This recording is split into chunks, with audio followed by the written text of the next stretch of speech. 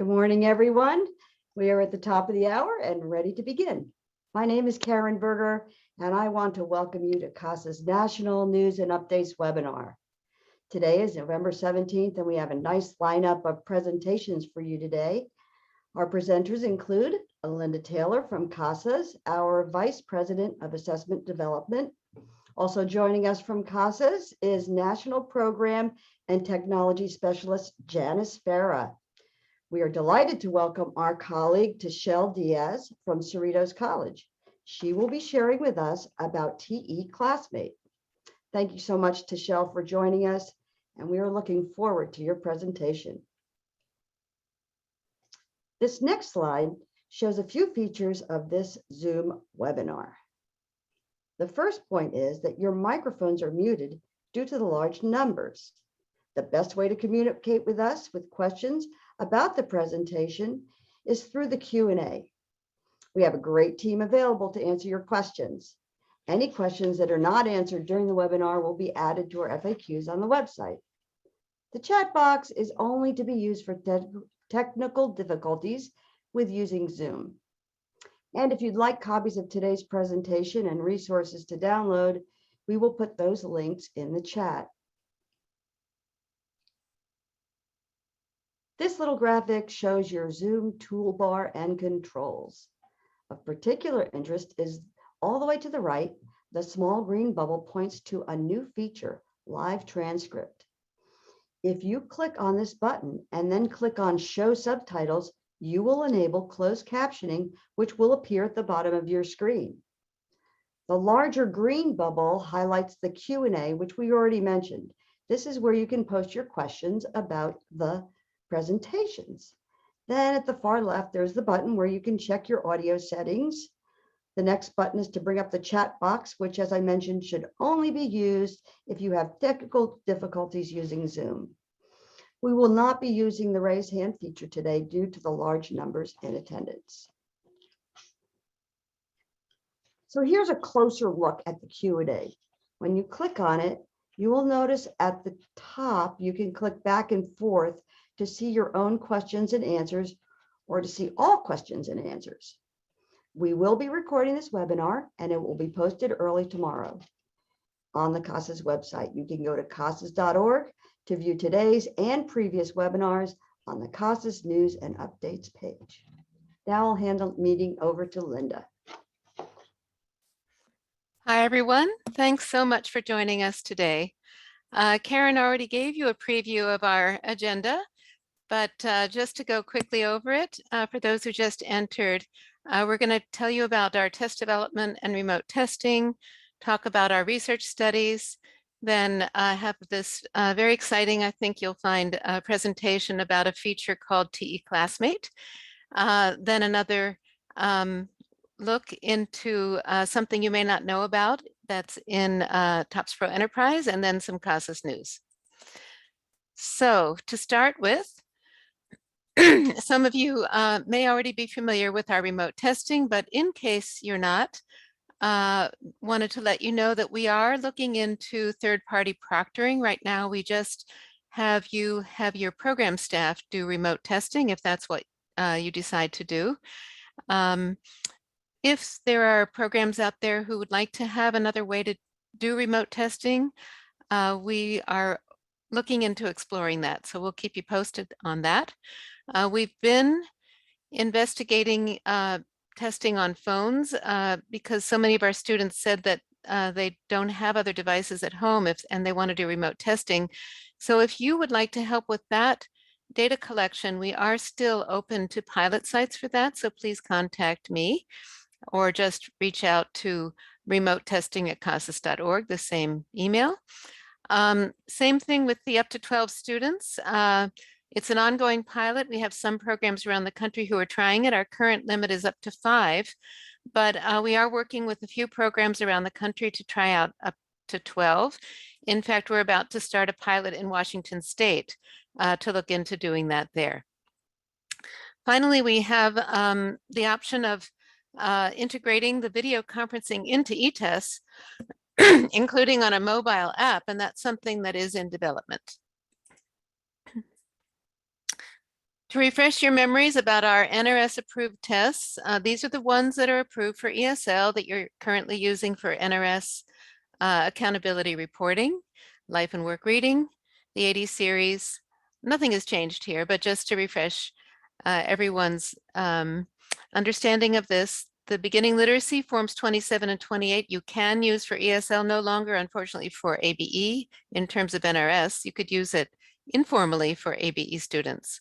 And then reading for language arts is a test that is approved for ESL if it's allowed in your state or program. You could look into that. It's a little more academic. And then the life and work listening series, 980, if your program uses that. These are all approved through February of 2023. The expectation normally is that there's an extension till June of 2023. And if anything changes about that, we'll let you know as soon as we come to know. For ABE and ASE, excuse me, the Reading Goals series is approved through 2025.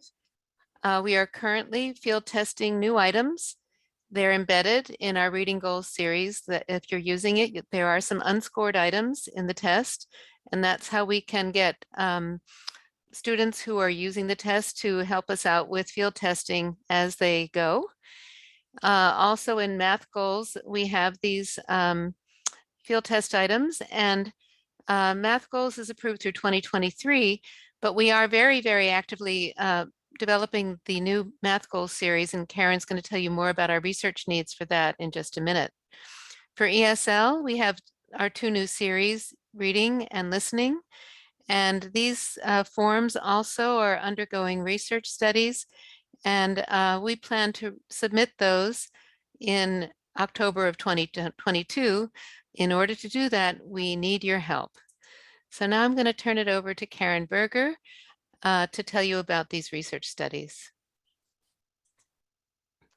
Thanks, Linda. Hello again. Field testing is a vital part of our test development research. Students, teachers, and agencies all benefit from participating.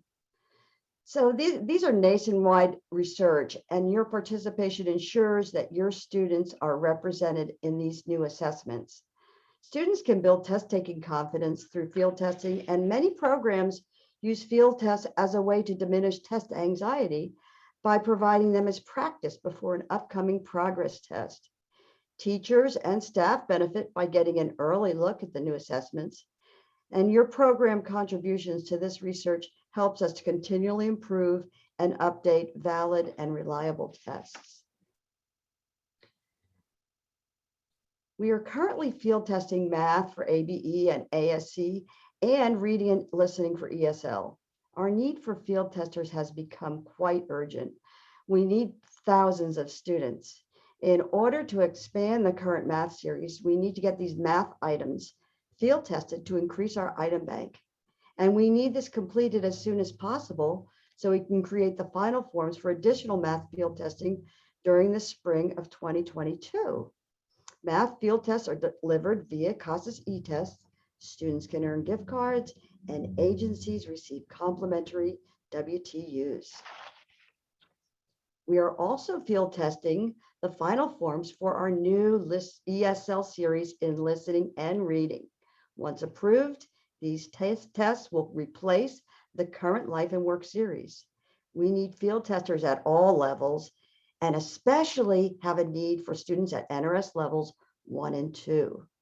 The field tests are available in eTests and with paper, but we especially need field paper testers because due to COVID, many people were not testing in person.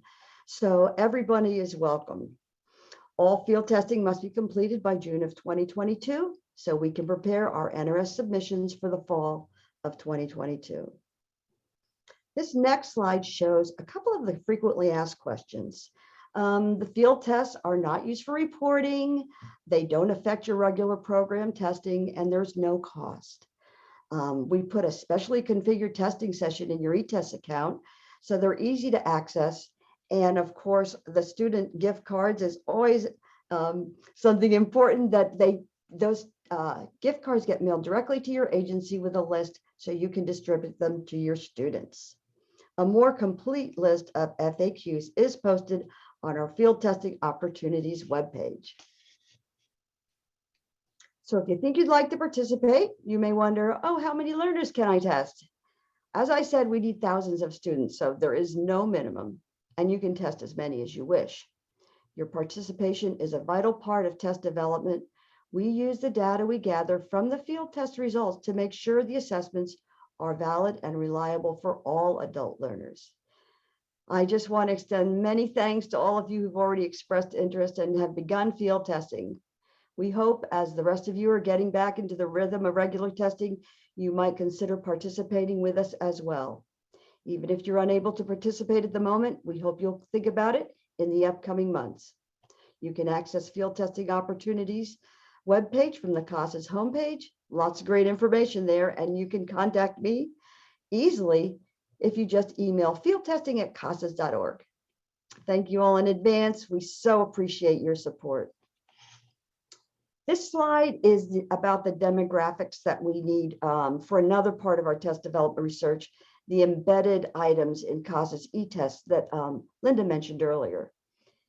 Since many agencies do not collect demographics in CASAS eTests, they need to enable these critical demographics so we can use the embedded items in our research. So you can help us by following a few simple steps. We have a short video that shows the steps to enable these fields, and we'll put that link in the chat. And now back to Linda. I'm going to go ahead and ask Janice Farah to take over. Janice is going to give you an update on eTests and TOPSpro Enterprise. Good morning. Thanks, Linda. Thanks, Karen. Today's Promising Practice presentation is for agency administrators, data managers, and teachers. And it's something called TE Classmate. So first we want to start with a quick poll. Karen, do you want to start the poll? And then we can get into the presentation. Tishelle, thank you so much for joining us today. Appreciate it. Not a problem. Karen, you want to explain the poll in case anyone's not familiar with this? Sure thing. So this is what a poll looks like in this webinar.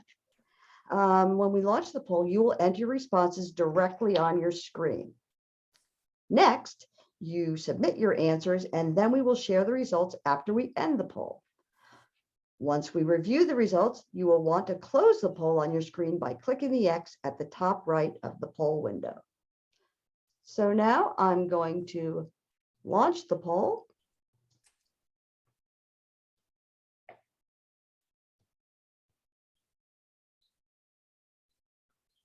The question is your program using TE Classmate to input attendance? So you can say yes or no, or you could click on unsure or never heard of it. Thank you for participating. We have a lot of people that are not using it and also a section that have never heard of it. I'm looking forward to sharing that information with you today. Okay, we'll give a little bit more time for people to answer.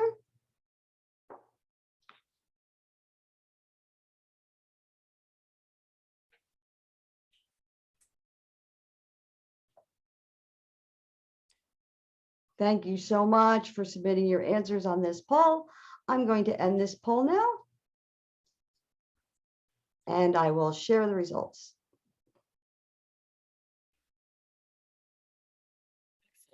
Well, for the 5% of you who have heard of TE Classmate or maybe have actually tried it, we're going to save that for the end when we do our Q&A with Tishelle. So Karen, thank you for the poll. And when you have a chance, please, can you launch the presentation for us all? Thank you. And don't forget, if you need to close the poll, you can click on the X up in the top right corner. Great.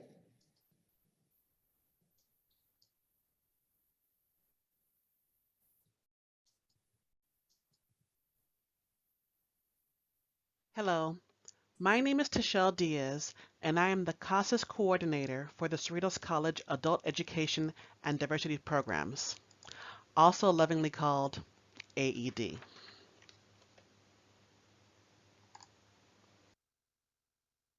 Cerritos College is one of the 5 largest community colleges in the southeast region of Los Angeles County.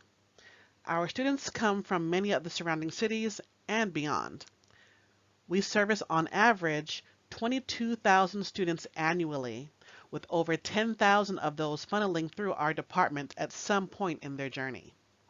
Our department serves 1,300 basic skill students, which includes adult secondary education students, and 1,200 ESL students annually. AED hosts a wide range of courses, including 5 levels of ESL, citizenship, conversation, vocational ESL courses in entrepreneurship, retail management, logistics, and automotive, basic skills in both English and math, high school equivalency or HSC preparation in Spanish and English, workplace skills in Spanish or English, and a career and technical education program in energy, entrepreneurship, and automotive. For the 21-22 program year, we offered various course modalities. In the fall, we offered 3. Option 1 was in person either on campus or at one of our off-site locations. Second was a hybrid option, with half of the class being taught in the classroom and the second half being taught either asynchronously or synchronously with faculty via Zoom with the assistance of Canvas. And our third option was remote, which was taught synchronously with an instructor via Zoom and with the assistance of our Canvas platforms. For the spring, we're going down to 2 modalities based on students' wants and needs of in-person and remote. Why do we use TE Classmate? In order to answer that question, it requires a bit of background knowledge of attendance at Cerritos College. As a California agency, we have access to Enhanced TOPS Enterprise, or TE, which gives us access to track attendance and run accountability reports. Our campus uses the Canvas Learning Management System. While this has helped with the transition to online learning and digital literacy implementation, the attendance integration isn't the best, as you are only able to record who was present, but not for how long. And that is definitely more of a credit model than a non-credit model. Non-credit at the community college level comes with its own set of rules. As a WIOA Title II and CAPE-funded agency, tracking student hours, whether it be on a daily, weekly, or monthly basis, is needed. On top of that, as a community college, we are required to submit positive attendance for MIS Chancellor's Office purposes as well. We need to account for daily hours for our students and report them at the end of each class's term. Cerritos College also uses the PeopleSoft database system for all of our student records. But PeopleSoft does not currently have a tool for collecting daily attendance. In addition, by collecting attendance directly into TE, we eliminate having to report the attendance into 2 or more systems. Using TE was one solution we had for collecting daily attendance. However, as TE can only be run on a PC using a .NET framework, or by implementing the bootcamp option on a Mac, that was a hindrance for those faculty that use Mac computers. Pre-COVID, teachers would have access to a PC computer during class time, but switching back and forth for attendance during class could be a distraction if they were presenting, especially considering that we are an open entry, open exit program. During COVID, this became an even greater issue as teachers with Mac computers no longer had access to PC in the classroom or even in the office. This brings us back to TE Classmate. TE Classmate is a mobile app for entering attendance seamlessly to the TE database. Its flexibility is that it is mobile and available on both Android and iOS platforms, which also includes iPads. Memory usage is negligible, and it's free to TE enhanced users. We have been piloting the TE Classmate app since summer of 2020. It was introduced to faculty at a faculty meeting, and we now have 12 instructors who are using it to enter the daily attendance for all of their courses. And since that first faculty meeting, I have current faculty users share a moment or so on how awesome it's been to use. TE Classmate is free and easy to download from either the Apple or Google Play stores. Sign up and log in is quick and easy. I do want to make sure to say that teachers do have to be assigned to classes in TE in order to have access to the classes in TE Classmate. Once logged in, teachers will see a listing of their current classes on the top. Any completed classes for the program year will show at the bottom and are grayed out. In order to enter attendance, all you have to do is click on the arrow on the right side of the class name.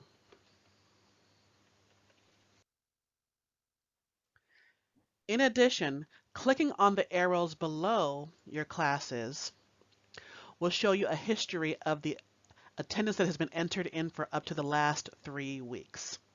And here is where you would go in case you need to update submitted attendance. In addition to the attendance history, once inside of the class on TE Classmate, you can click on the date, and then that will show you an at-a-glance view of entered, or in some cases, missing attendance. And it's color-coded for ease of use.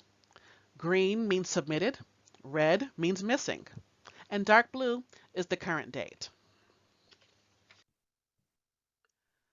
The class screen will present differently based on teaching modality and the setup in TE.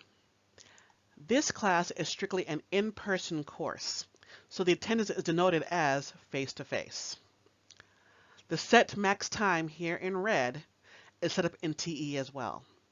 And as you can see here, red means that the attendance has not been submitted for this date for the class.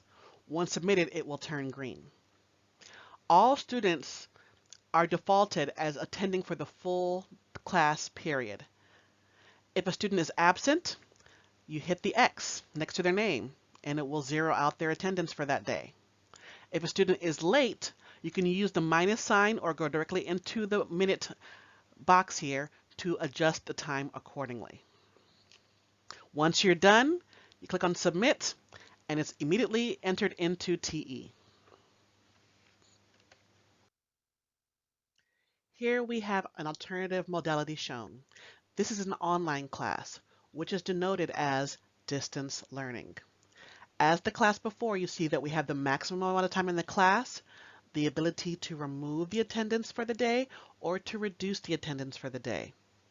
If you have a student who comes in late or leaves in early, you're able to reduce the time that they are being given for the class. As you can see here in the third student's written, that they had an entire hour removed from minutes for the class. Once you move below the maximum amount of time for the class, you're able to then also go back up in case you were to move it down too low. This is a sample of a mixed modality class that has both an in-person, face-to-face, and an online or distance learning component. And as you can see, both times can be adjusted accordingly. I'm a believer that if you want to know whether a product works well or not, you have to go to the end user. I went directly to my faculty and asked for their impressions and thoughts regarding their use of TE Classmate.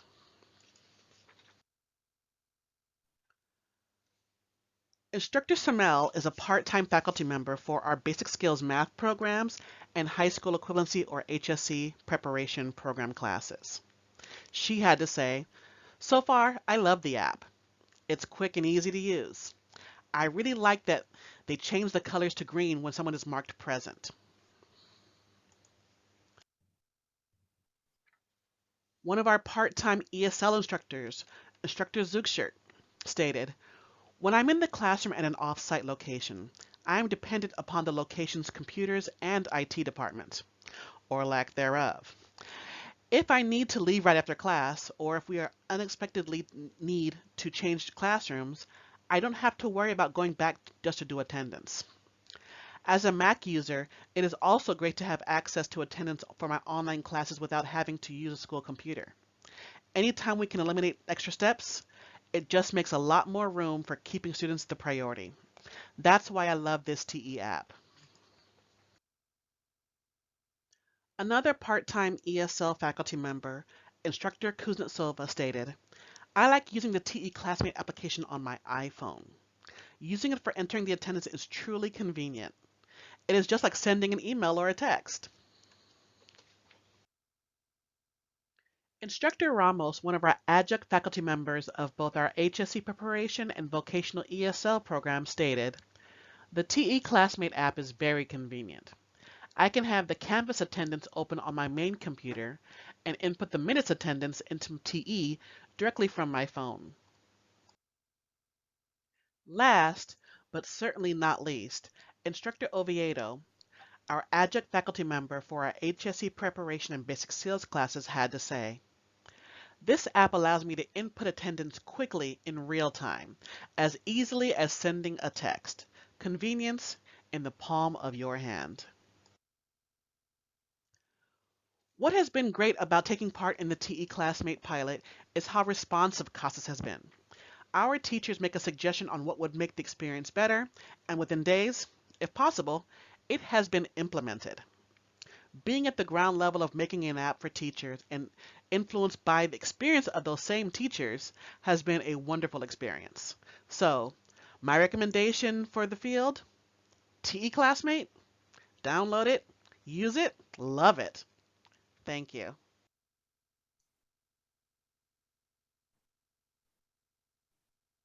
Wow, Tishelle, thank you so much for that presentation. It was a joy working with you as a pilot agency for a software company. Your feedback from the teachers was a dream come true. The ability for you to share your ideas with us and the thoughts you had, your teachers. I think the part that got us the most was using red and green on that calendar. You want to unmute? That would be. Yeah, my teachers were saying if there's a way to differentiate visually between what's missing and what's actually there would be so very helpful, because as teachers, you're doing multiple things at the same time. You're teaching, you're answering questions, you're tutoring students. And so being able to have something visual, very simple to see was extremely important to them. And thank you guys, CASAS, for doing that for us. Oh, you're very welcome. For CASAS, it's a new application. You know, all our applications right now run on Windows, and for us to have something that runs on a smartphone was a challenge. And we appreciated all the patience from your agency. Anything else you wanted to share? Oh, I had a question for you. I'm looking in the chat. There's a bunch of technical questions about cumulative hours, and we can get into that a little bit later. The question I had in my mind, though, was how did you approach, from a professional development standpoint, how did you teach your teachers how to use Classmate?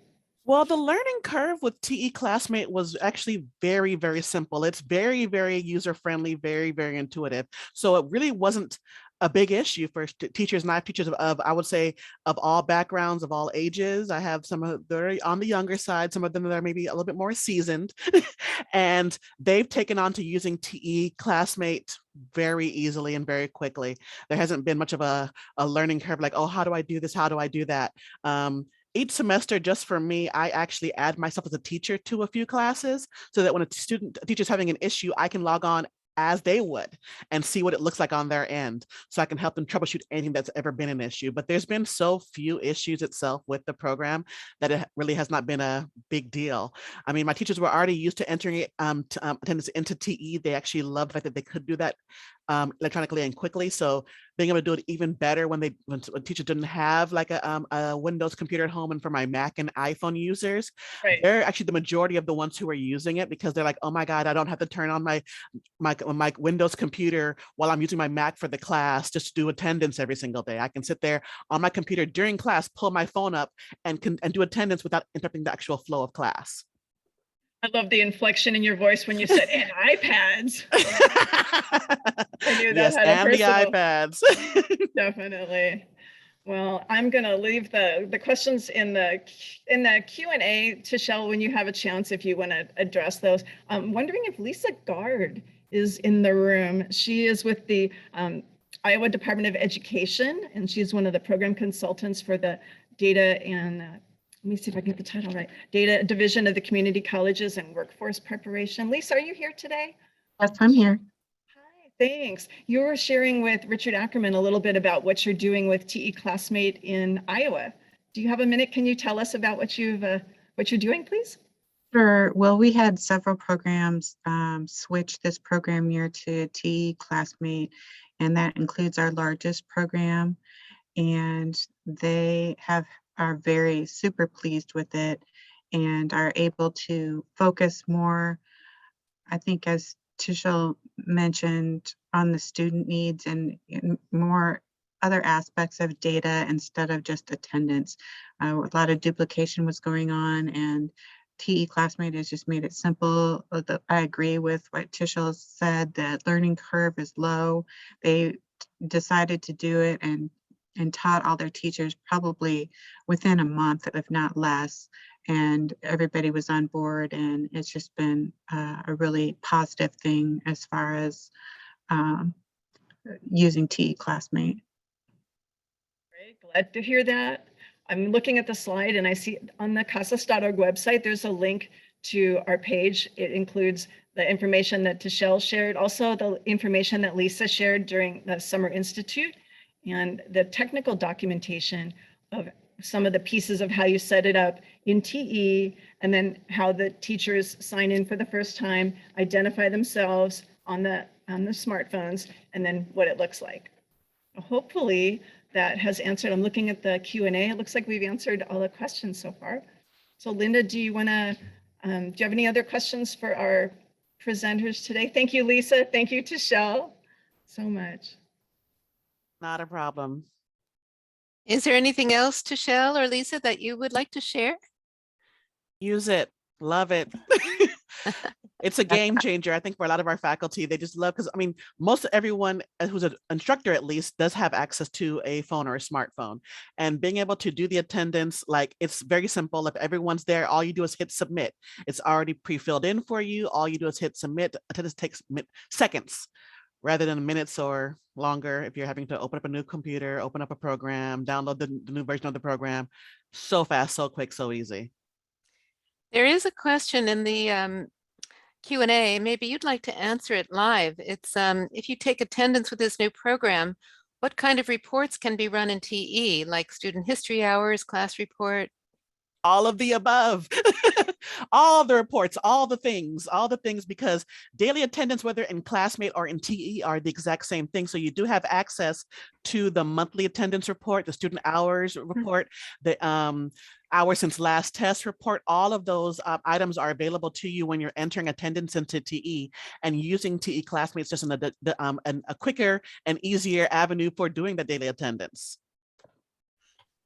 Thank you. I know you're familiar with all of those reports, Tishel. In fact, yes. you've helped us improve them over the years, and we thank you for that. Oh, you're very welcome. Lisa, any parting comments?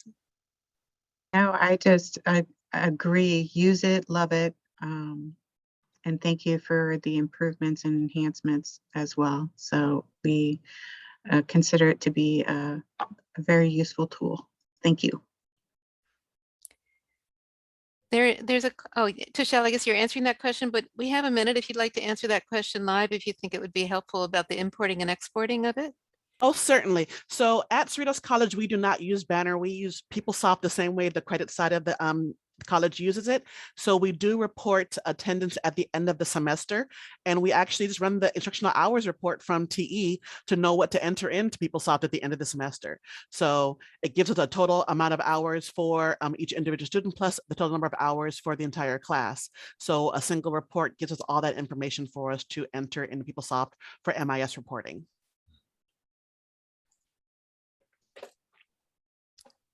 Okay. Janice, anything else? I just say thank you so much, ladies, for your help today. You know, it's one thing for me to present a bunch of PowerPoint slides, but it really brings it home to hear how agencies are adopting and using and how it's been beneficial to your programs. Yes, thank you so much. All right, well then let's go on to the next segment, which is a tip of a new feature called automatically generating student IDs in a fast, unique, and secure way. So I'm going to pass it back over to Janice, and she's going to take you through this. Thank you. We'll look at three things today. We'll start out and talk about what is the role of student IDs in the TE database and why they must be unique. We'll briefly touch on from a kind of an agency usage point of why it's a hassle for small and mid-sized agencies that aren't using PeopleSoft or Banner or something to assign the student IDs. It's a coordination issue of, you know, who's going to pick the student IDs for the student. And then we'll also look at the three options within the application of how you can choose which of the three different methods. Okay, so first, Karen's got another poll for us just because we want to know what you know. Karen, go ahead and share with us what you've got here. Okay, launching the poll. There you go. So the question, is your program using the auto-generate student ID feature in TOPSpro Enterprise? And some are saying yes, and a whole bunch of you, maybe 60% are saying no. And then another 30% are saying, I'm not sure, I've never heard of that. And the answer is it actually has existed for a year. But we haven't talked about it a whole lot. Today is your day to get a preview of how it works and to learn a little bit more. Maybe go back to your agency and discuss if it's something that it might help your workflow within. Okay, Karen, I think that's good. Okay, so I'm ending the poll. And I'm sharing the results. And there it is. I mean, a total of 90% have never heard about this. So we are in the right place today to share this with you as well.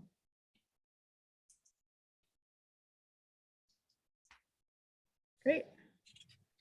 And don't forget to close the polling window at the top right hand of that polling screen. I always forget to do that, and I wonder why my screen is so cluttered. Let's start with just an overview of what are student IDs. I like to call it a digital representation of a student's history, of their classes, of their assessments, their barriers, their goals. And you can see from the graphic that the orange bubble, which is the student ID, reaches out to all those other components within TOPSpro Enterprise. So that it not only are demographics such as the name and the email and the phone number, also birth date, race and ethnicity, and that unique student ID number. Now, TOPSpro Enterprise uses the student ID number to link to all the records in the TOPSpro Enterprise database. So if we go down to the next slide, and we think about for a moment from your agency standpoint, when a new student comes into your agency, what is your onboarding process? Do you do online registration, or do you have a counselor that works with the student and fills out a paper registration form? The question is, how does that student ID get created? And whether it's on paper or a shared Google document or a spreadsheet someplace, eventually a data person must enter that new student record. Now, you can also create a student ID when you're initiating an eTests. That's another option of a way to do that.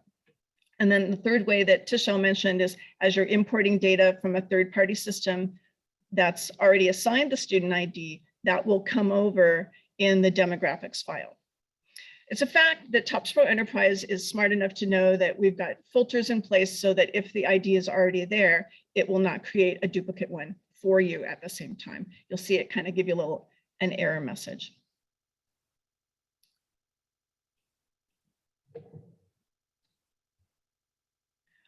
So now the benefit of auto-generating student IDs, the way that it works is there's a random ID generator that's now part of TOPSpro Enterprise.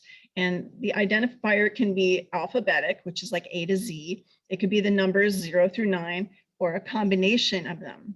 And if you can imagine all those kinds of different combinations up to 12 characters long, that allows for a lot of unique records, not millions, but billions and billions. I like to say bazillions. And it can be, depending on the three modalities, it can be a random format, it can be a fixed format. And once you set it up in TOPSpro Enterprise, it will automatically enforce that when you start an eTest session. Some of the advantages is it allows for better coordination. If you have multiple sites, if you have after-hours student registration, it's very helpful for being able to have a one-stop shop for being able to assign the IDs. So security managers really appreciate having that kind of control. Also, the way we implemented it, if you were to set it up to start, say, January 1st, it won't change any of the existing student records. It will begin when you turn it on and from that day forward. Next slide, please. Awesome. So if you look at this slide, here are the three different methods. Method number one, we call random. It's anywhere from 5 to 9 characters, and it's a random sequence. So the example there is G19XDR. Okay, some agencies want something a little bit more fixed or a little bit more predictive. So the second example is we call fixed 10 character, which grabs the last name and the first name. So right there, yeah. And then the DOB, that's date of birth. It grabs your month. And then a counter, which can be, in this example, you have 9999. Okay. And then the third example, the third method is a name plus a date of birth plus a random sequence, which is anywhere from 1 to 6. That's something we just increased for an agency that needed a little bit more flexibility. Thank you, Richard, for adding that. So as you can see in this slide, in the example for method 3, the first 2 letters of the last name are FE, like Farah. The first 2 letters of the first name, Ja, for Janice. The birth month, 10, and 2 random characters, which 1A is usually the first 2 things that pop out of a database when you ask it for a random number. And that's how it would be assigned. If I was to go into eTests today and take a test for the first time, it would assign a random number for me in that kind of a format. Okay, hopefully that makes sense. There's a couple questions in the Q&A, and I think I'm going to just kind of plow through the slides. Maybe it will be obvious as we get to it. When you go into TOPSpro Enterprise, it's as simple as 1, 2, 3. First, you go into under the pull down menu organization down to agencies. And inside your agency, number 1, you click on the little pencil. That's your agency identification edit button. Then number 2, you click on change method. And that's when you're going to select one of the 3 methods. And number 3 is when it launches a wizard, which makes it very easy for your data manager to go through the steps. So next slide, please. My mouse just hung. Hang on one second, just a second. There we go. So this is what the wizard looks like. It'll walk the data manager through a series of menus. Up at the top in the white box is the help screen. And then in the gray section below, that's where the choice is. So you would go where it says ID auto generation method, and you would select which of the 3 you want. Now here's kind of a homework exercise. If you're curious about what I've talked about so far, you can go either onto the Rolling Hills test database, or you can even go into your own database. And as long as you hit cancel when you're done, nothing's going to get saved. And you can try clicking through the 3 different choices and change the slider bars a little bit so that you can maybe use 5 characters or 7 characters. And you can see where the little red arrow is, how the sample numbers change. And also it says the current selection will allow for a blank number of possible unique identifiers, which is always kind of wild. Gosh, there are bazillions of them. So that's a quick overview. Really the place to go on the next slide. If you're interested in more information, a fabulous document about automatically generating IDs. That overview has screenshots and includes how it interfaces with eTests, very useful. So please take a look at that first document. Also, if you need more information about eTests, if this entire presentation was way over your head because you're still learning eTests, have no fear. The next 2 documents are for you. One is how to collect student demographics within eTests, and the basics of how to use TOPSpro Enterprise or TE. Hopefully those 2 documents will be helpful to get you started. I think there might be a slide coming up a little later when we'll talk about training opportunities for learning more about TE basics. Any questions? I see Richard is answering questions for me. Thank you, Richard. I appreciate it. So just to summarize, auto-generating student IDs is something that allows an agency to create identifiers that are unique. It's fully automated within TE and eTests, and we believe that it will reduce the overhead for remote student record generation and creation within the whole environment, and it doesn't change any existing data. Okay, so hopefully that helps. Okay, let me step back and put on my techie hat. This is my little beanie. I'm going to talk for 2 slides about changes that are coming. Windows 11, I'm sure you've heard Microsoft is ready to and has already released that big update. And while my laptop hasn't been upgraded yet, CASAS went out and upgraded a couple of our test servers. And we put eTests and TOPSpro Enterprise through the ringer and in and out the other side, and it looks just fine. So we're confident that when you are ready to migrate your desktop workstations, your laptops, your testing lab machines to Windows 11, that eTests and TOPSpro Enterprise are both ready for you. Okay, here's a question for you.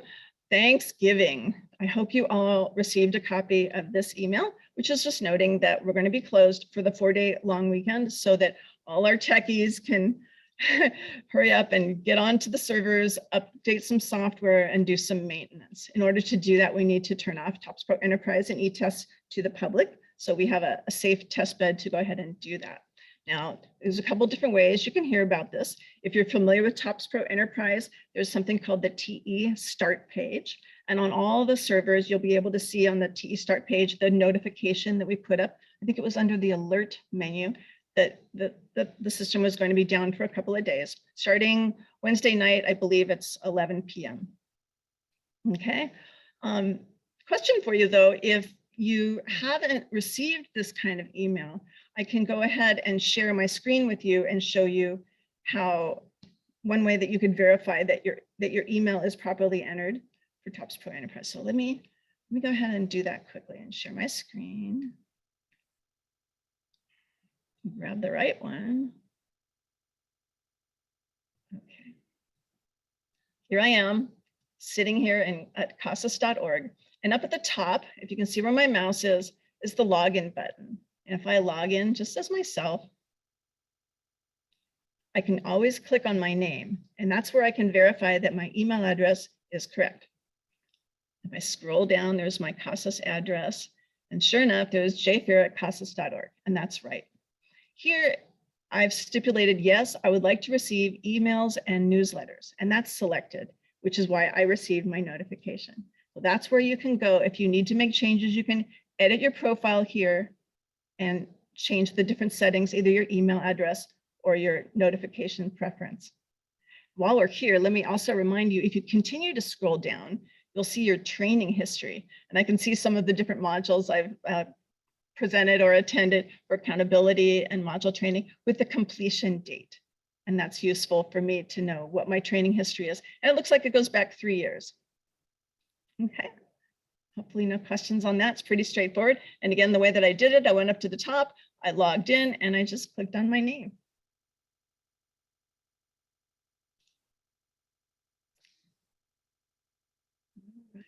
So I'm going to hand it back to Linda. Thank you all for your attention and for your excellent questions. Appreciate it.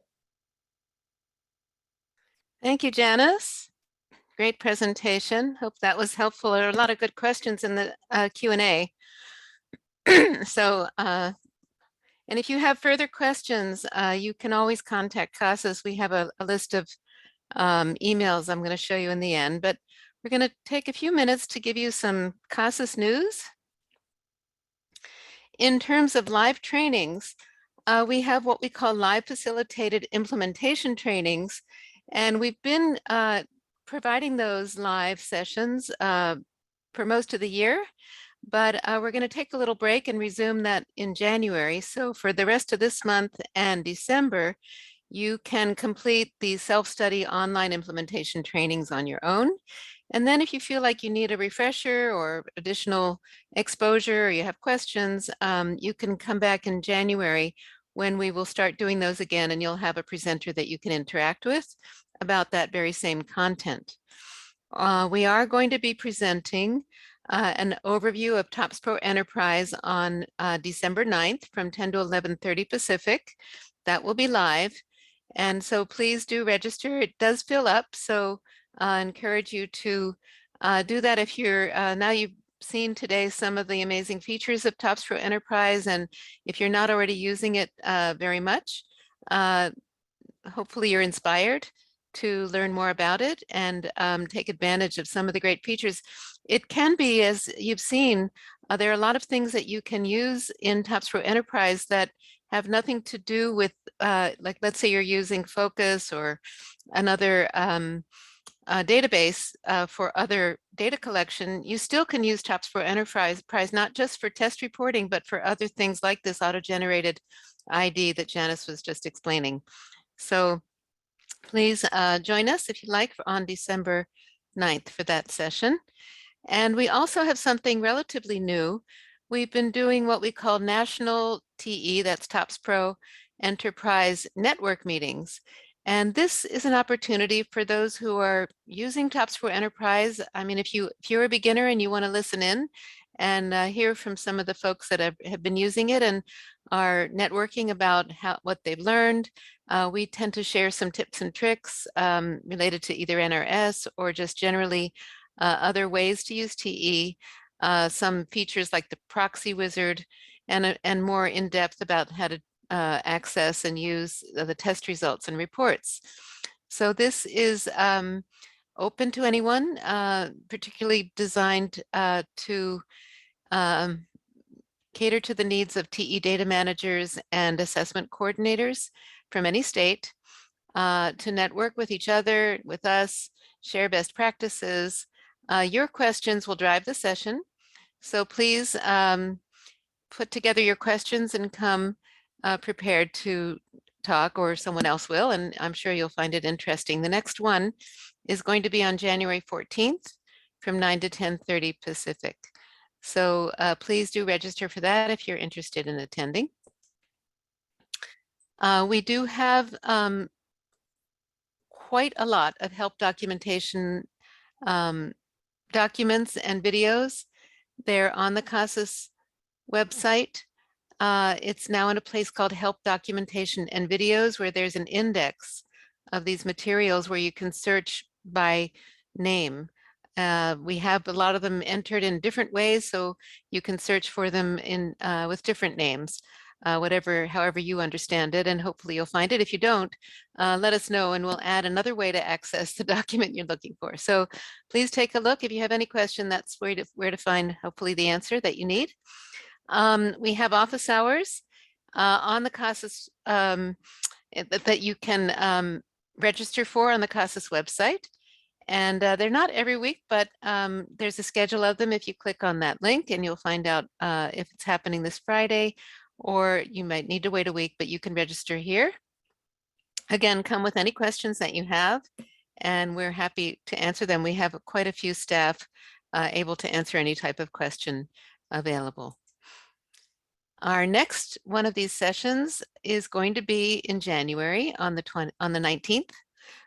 So please do join us for the next one. We're going to take a break in December, and hopefully you'll get a break then too. So please register. The registration link is already up on the website, and you can register for that January session now. And here are emails for different departments at CASAS. If you have specific questions, you can go straight to that, or if you're not sure, just go to casas@casas.org. So this brings us to the end of our formal session today.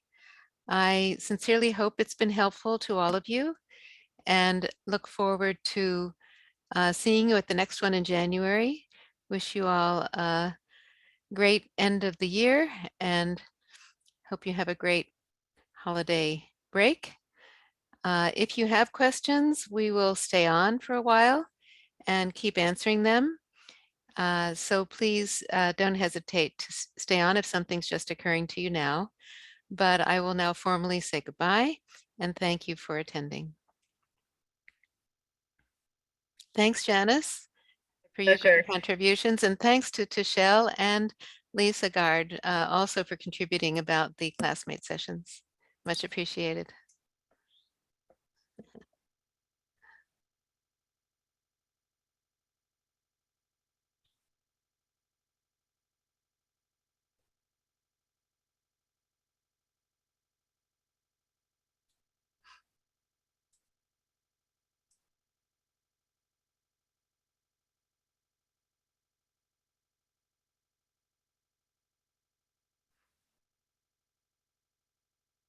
I'm looking in the Q&A box to see if there are any questions.